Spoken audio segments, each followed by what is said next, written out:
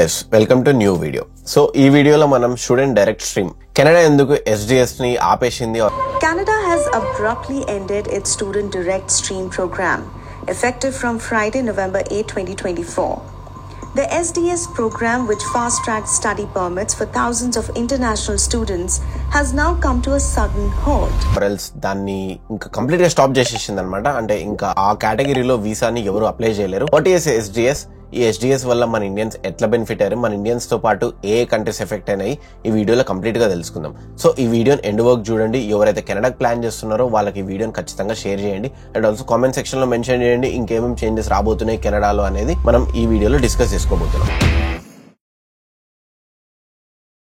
We're going to have to seal up those borders. We're like a garbage can for the world. On day one, I will launch the largest deportation program in American history to get the criminals out. మనకు recent times లో కెనడాలో చాలా changes వస్తున్నాయి అనమాట. ఈ changes ఎందుకు ఇంత fast గా తీసుకొస్తున్నారు అంటే ఫస్ట్ రీజన్ వచ్చేసి ట్రంప్ ఎలక్షన్ గెలవడం. ఎప్పుడైతే ఎలక్షన్ గెలిచాడో ఫస్ట్ సైన్ వచ్చేసి మాస్ డిపోర్టేషన్ మీద పెడదాను అన్నాడు. అంటే ట్రంప్ ఎవరిని మాస్ డిపోర్ట్ చేస్తాడు అంటే ఇల్లీగల్ ఇమిగ్రెంట్స్ ని అండ్ ఆల్సో వాళ్ళతో పాటు కొంతమంది లీగల్ ఇమిగ్రెంట్స్ కూడా భయం పట్టుకుంది అనమాట. ఇల్లీగల్ ఇమిగ్రెంట్స్ ని పక్కన పెట్టేసేయండి, ఎందుకంటే వాళ్ళు డంకీ వేలో వెళ్తారు. డంకీ వే అంటే మీకు తెలియకపోతే దాని మీద చాలా వీడియోస్ ఉన్నాయి యూట్యూబ్ లో, చూడండి. ఇందులో స్టూడెంట్స్ కూడా చాలా వరకు ఇల్లీగల్ కాకుండా లీగల్ వేలో వెళ్ళుంటారు. కాకపోతే వీళ్ళకి వీసాలు ఎక్స్పైర్ అయ్యాయి. So for what ever reason వీళ్ళ వీసాలు ఎక్స్పైర్ అయిపోయినా కూడా యూఎస్ లోనే ఉంటారు అనమాట. వాళ్ళు ఇంకా బయటికి రారు. బయటకు వస్తే వాళ్ళ కెరీర్ స్మాష్ అవుతుంది, ఆర్ఎల్స్ లేదా తిరిగి యూఎస్కి వెళ్ళలేరు అని చెప్పేసి చాలా వరకు అక్కడే ఉండిపోతారు. సో ఈ ఎస్డిఎస్ కి దీనికి లింక్ ఏముందంటారా అంటే నేను చెప్తా. సో ట్రంప్ ఎప్పుడైతే ఇల్లీగల్ గా ఉండే వాళ్ళని డిపోర్ట్ చేస్తా అన్నాడో అప్పటికెళ్ళి గూగుల్లో how to apply for SDS stream, ఈ స్టూడెంట్ వీసా స్ట్రీమ్ అనేది గూగుల్లో సెర్చెస్ పెరిగినాయి అని చెప్పేసి కెనడియన్ గవర్నమెంట్ అయితే దాన్ని రికగ్నైజ్ చేసింది. సో కెనడా గవర్నమెంట్ ఎప్పుడైతే ఈ గూగుల్ ట్రెండ్ ని చూసిందో అప్పుడు వాళ్ళకి భయం పట్టుకుంది అనమాట. ఓ అమ్మ ఈ ఇల్లీగల్ ఇమిగ్రెంట్స్ ఈ స్టూడెంట్ వీసా అప్లై చేసి ఎట్లా వస్తారేరా నాయన కెనడాకి వస్తారేమో అని చెప్పి భయపడి దాన్ని ఫటాఫట ఒక్కటే నైట్ లో దాన్ని బ్యాన్ చేసేసారు అనమాట. దాన్ని ఎబాలిష్ చేసేసారు అనమాట ఈ ఇమిగ్రేషన్ రూల్ ని. ఇక్కడ మనం చూసుకుంటే కెనడా ఎస్డిఎస్ అనేది స్టూడెంట్ డైరెక్ట్ స్ట్రీమ్ అంటే ఇండియాతో పాటు ఇంకా 13 నేషన్స్ ఉన్నాయన్నమాట. సో అసలు ఫస్ట్ ఆఫ్ ఆల్ ఎస్డిఎస్ అంటే ఏంది? Student direct stream. Student direct stream అంటే ఒక student from these 13 countries apply చేసిరనుకో, అప్లై చేసిన 2 వీక్స్ లో ఆర్ఎల్స్ విత్ ఇన్ 20 డేస్ నుంచి 1 మంత్ లో వీసా అనేది వచ్చేస్తుండే అనమాట. అంటే ఫాస్ట్ ట్రాక్ అవుతుండే అప్లికేషన్. టు బి హానెస్ట్ చెప్పాలంటే ఎస్డిఎస్ స్ట్రీమ్ ఉంటది, నాన్ ఎస్డిఎస్ స్ట్రీమ్ ఉండదు అనమాట. నాన్ ఎస్డిఎస్ వాళ్ళకు 6 మంత్స్ నుంచి 1 year వరకు కూడా పట్టే ఛాన్సెస్ ఉన్నాయంట స్టూడెంట్ వీసా రావడానికి. ఇది నేను తెలిసి చాలా షాక్ అయినా అనమాట.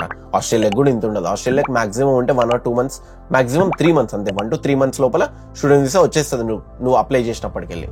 బట్ కెనడా అనేది చాలా హార్ష్గా ఉంది నాన్ ఎస్డిఎస్ స్ట్రీమ్ వాళ్ళకి.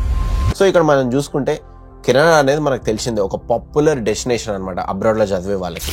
ఎందుకు పాపులర్ డెస్టినేషన్ అంటే కెనడాలో ఆబ్వియస్లీ హై ర్యాంక్డ్ ఇన్స్టిట్యూషన్స్ ఉంటాయి, అది మనకు తెలిసిందే. కాకపోతే ఎస్డిఎస్ స్ట్రీమ్ అనేది తీసేసినాక ఆర్ డిస్కంటిన్యూ చేసినాక ఇండియాలో ఉండే స్టూడెంట్స్ కి ఎవరైతే కెనడాకి వెళ్దామని ప్లాన్ చేసుకుంటున్నారో ఈ స్ట్రీమ్ త్రూ వాళ్ళకి చాలా కష్టం అనమాట. ఎందుకంటే వాళ్ళు హయ్యర్ టైం వెయిట్ చేసి ఎక్కువ టైం వెయిట్ చేయాల్సిన పరిస్థితి వస్తుంది అనమాట దీనివల్ల. ఇక్కడ చూసుకుంటే మీరు 2018 లో ఎస్డిఎస్ స్ట్రీమ్ అనేది వచ్చింది ఫస్ట్. సో 2018 లో వచ్చినప్పటికి వెళ్ళి ప్రాసెసింగ్ టైం అనేది ఆల్మోస్ట్ 20 days లో అయిపోతుండే ప్రాసెసింగ్ టైం. అండ్ అందులో కంట్రీస్ ఏవేవి ఉన్నాయంటే Antigua, Brazil, China, Colombia, Costa Rica, India, Morocco, Pakistan, ఇట్లా ఆల్మోస్ట్ ఒక 13 to 14 కంట్రీస్ ఉన్నాయి ఈ లిస్ట్ లో. వీళ్ళందరికీ ఎస్డిఎస్ స్ట్రీమ్ లో వీసాలు ఫాస్ట్ గా ఫటాఫట్ వచ్చేస్తుండే అనమాట. కానీ మనం ఇక్కడ చూసుకుంటే రిపోర్ట్ బై ఈటీవీ భారత్ ఏమన్నదంటే 2018 లో స్టార్ట్ చేసినప్పటికెళ్ళి ఇండియన్స్ కి అవుట్ ఆఫ్ 1,73,000 స్టూడెంట్స్ అప్లై చేస్తే ఓన్లీ 1,10,000 స్టూడెంట్స్ మాత్రమే వచ్చినాయి వీసాలు ఈ స్ట్రీమ్ లో. నాకు తెలిసి మిగతా వాళ్ళంతా నాన్ ఎస్డిఎస్ స్ట్రీమ్ లోనే పోతారు. నాకు తెలిసి ఈ వీసాలో కొన్ని ప్రీ రిక్వెజిట్స్ ఉంటాయి, అవి ఫిల్ చేస్తే మాత్రమే దీంట్లో పోయే ఛాన్సెస్ ఉంటాయి అనుకుంటా. ఇందులో పార్టిసిపేట్ చేసే ఛాన్సెస్ ఎక్కువ ఉంటాయి అనుకుంటా. సో అదే 2020లో చూసుకుంటే అవుట్ ఆఫ్ 75,000 అప్లికేషన్స్, రఫ్ గా చెప్తున్నా 36,000 అప్లికేషన్స్ మాత్రమే 36,000 అప్లికెంట్స్ కి మాత్రమే వీసా వచ్చింది అనమాట. అదే 2021లో 2,30,000 వేస్తే 1,37,000 వీసాస్ మాత్రమే ఇష్యూ అయినాయి. సో ప్రైమరీగా వీళ్ళు చెప్పే రీజన్ ఏంటంటే అందరికి ఫెయిర్ అండ్ ఈక్వల్ ఛాన్స్ రావాలి అని చెప్తున్నారు. But the actual reason behind it is Trump ఎప్పుడైతే ఇల్లీగల్ ఇమిగ్రెంట్స్ ని రిపోర్ట్ చేస్తా అన్నాడో వీళ్ళు ఇల్లీగల్ ఇమిగ్రెంట్స్ ఆర్ఎల్స్ ఎవరైతే అమెరికా నుండి కెనడాకి ఈజీగా మూవ్ అవ్వచ్చు అనే పర్సెప్షన్ లో ఉన్న వాళ్ళు గూగుల్లోకి వెళ్ళి టైప్ చేసారు అనమాట, how to move to Canada అనే SDS స్ట్రీమ్ అని. సో ఇది చూడంగానే కెనడియన్ గవర్నమెంట్ కి భయం వేసి ఇది ఆపేసిరు. ఇది అసలైన రీజన్.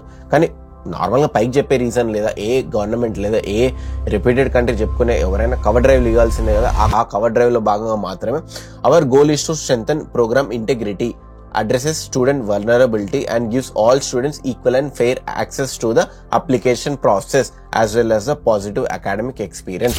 ఇది పైన చెప్పే రీజన్, బట్ లోన రీజన్ మాత్రం ఇందాక చెప్పింది. ఇది ఏం చేస్తుంది అంటే ప్రాస్పెక్టివ్ స్టూడెంట్స్ ఎవరైతే ఉంటారో, ఎవరైతే కెనడాకి వచ్చే వాళ్ళు ఉంటారో వాళ్ళు జెన్యున్ గా ఎట్లన్నా వస్తారు. ఈ SDS స్ట్రీమ్ ఉంటేనే వస్తారు, నాన్ SDS స్ట్రీమ్ ఉంటేనే వస్తారు అనేది ఏం లేదు. సో వీళ్ళకి ఆ కాన్ఫిడెన్స్ ఉంది, ఇవాళ కాకుండా ఇంకొక నెల వస్తారు, ఇంకొక నెల కాకుండా ఇంకొక ఇంటేకి వస్తారు, అట్లా ఇంట్రెస్ట్ ఉన్న వాళ్ళు వస్తూనే ఉంటారు. సో వీళ్ళకి ఆ వచ్చేంత వరకు ప్రాబ్లం ఏమి ఉండదు. కంప్లీట్ ఇమిగ్రేషన్ అయితే స్టాప్ అయిపోదు ఈ ఒక్కదాంతోని. So prospective students are invited to apply through the regular study permit stream which accepts guaranteed investment certificate as proof of financial support. Canada will continue to welcome international students from all over the world. అంటే వీళ్ళకు ఈ non SDS stream లో apply చేసే వాళ్ళకు ఒక guaranteed investment certificate అనేది కావాలంట. అంటే ఒక ప్రూఫ్ ఆఫ్ ఇన్కమ్, అంటే నువ్వు ఫీజు కట్టగలుగుతావా లేదా అనేది వాళ్ళకు ఒక ప్రూఫ్ కావాలి. ఏ కంట్రీకి పోయినా అది ఇంపార్టెంట్ అనమాట. And also Mark Miller, minister of immigration, ఏమన్నాడంటే we're adjusting certain immigration streams to better support newcomers and our country's future. ఏ కంట్రీ కానీ, ఇప్పుడు ఆస్ట్రేలియా కానీ, కెనడా కానీ, లేకపోతే US, UK, ఈ ఏ కంట్రీస్ అయినా కూడా వాళ్ళ ఫ్యూచర్ ని ఆలోచించి ఇమిగ్రేషన్ ఇంటేక్ అనేది ప్లాన్ చేసుకుంటుంటాయి అనమాట.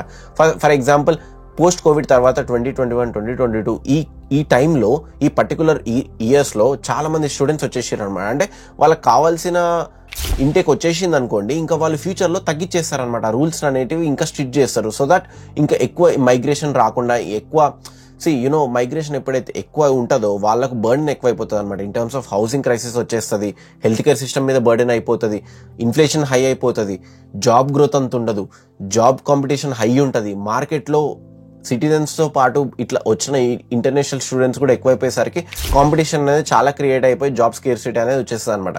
ఈ రీజన్స్ వల్ల ఒక కంట్రీలో సస్టైనబుల్ లివింగ్ ఉండాలి అంటే ఇవన్నీ కంట్రోల్ చేయాలి. అండ్ ఆల్సో పెద్ద పెద్ద ఇమిగ్రేషన్ డెసిషన్స్ అనేది తీసుకోబడతాయి అనమాట. సో అది guys, to conclude, SDS stream తీసేసినంత మాత్రాన స్టూడెంట్స్ తగ్గుతారు అని అయితే నేను అనుకోవట్లేను. నాన్ SDS స్ట్రీమ్ లో కూడా పోయే వాళ్ళు చాలా ఎక్కువనే ఉంటారు. కాకపోతే వీసా టైం అనేది, వీసా ఇష్యూయన్స్ అనేది కొంచెం డిలే అవుతుంది. ఒక 1 year కావచ్చు, లేదా 6 months కావచ్చు. సో నా సజెషన్ ఏంటి అంటే కెనడాకి వెళ్ళాలి అనుకునే వాళ్ళు ఆల్మోస్ట్ 6 months నుంచి 1 year ముందుకెళ్ళే ప్లాన్ చేసుకోవాలన్నమాట. సో ఈ వీడియోలో మీరు ఎంతో కొంత నేర్చుకుంటే లైక్ చేయండి, సబ్స్క్రైబ్ చేయండి, అండ్ ఆల్సో కామెంట్ సెక్షన్ లో మెన్షన్ చేయండి ఇంకేమేమి పెద్ద పెద్ద చేంజెస్ రాబోతున్నాయి ఫ్రమ్ కెనడా గవర్నమెంట్ అనేది నేను కూడా తెలుసుకుంటా. అండ్ ఆల్సో ఈ వీడియో చూసే వాళ్ళు కూడా తెలుసుకుంటారు అనమాట. That's it for this video guys. See in the next video.